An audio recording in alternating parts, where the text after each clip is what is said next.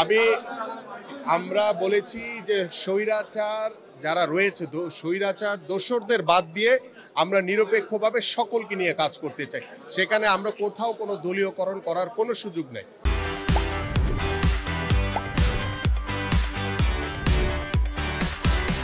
Cricket সামনে আরো অনেক ভালো কিছু করবে, বাট এখানে আমার কাছে মনে হচ্ছে যে বোর্ডের ভিতরে কিছু ব্যক্তিগত কিছু ইস্যুকে সামনে এনে আমরা মনে হয় আমাদের ক্রিকেটের ইমেজকে নষ্ট করছি। সো আমি সবার কাছে আহ্বান করব যে সবার আগে আমাদের ক্রিকেট, সবার আগে হচ্ছে আমাদের মানে বাংলাদেশের ক্রিকেটের যে বহির্বিশ্বে যে একটি অবস্থান সেটাকে সুদৃঢ় রাখার জন্য আমাদের ক্রিকেট বোর্ডে যে চলমান যে একটি ইস্যু নিয়ে আমরা দেখছি কাদা ছুড়াছুড়ি, এখান থেকে আমরা সকলেই বিরত থাকি। আমি সকলের কাছে আহ্বান করছি।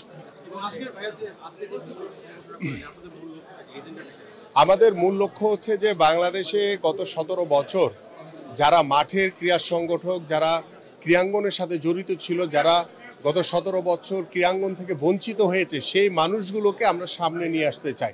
যারা জেলা পর্যায়ে বিগত সময়ে অনেক ধরনের ভূমিকা রেখেছে বাংলাদেশের ক্রীড়াঙ্গনে, বাংলাদেশের ক্রীড়াঙ্গনকে দলীয় মুক্ত রাখার জন্য, দলীয়করণ মুক্ত রাখার জন্য কিন্তু আমাদের এই পথ চলা এবং এই কার্যক্রম। সো দ্যাট এই কার্যক্রমকে আমরা আজকে জেলা বিভাগীয় যে ক্রীড়া সংগঠক অ্যাসোসিয়েশন, সেটি আনুষ্ঠানিকভাবে আমরা একটি কমিটির আত্মপ্রকাশ করলাম।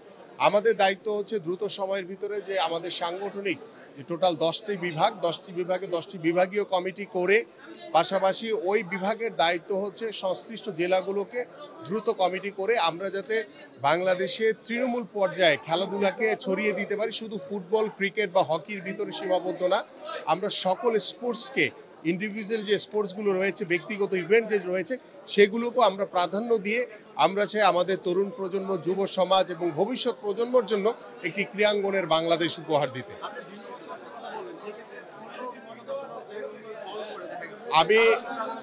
আমরা বলেছি যে স্বৈরাচার যারা রয়েছে স্বৈরাচার দোসরদের বাদ দিয়ে আমরা নিরপেক্ষভাবে সকলকে নিয়ে কাজ করতে চাই।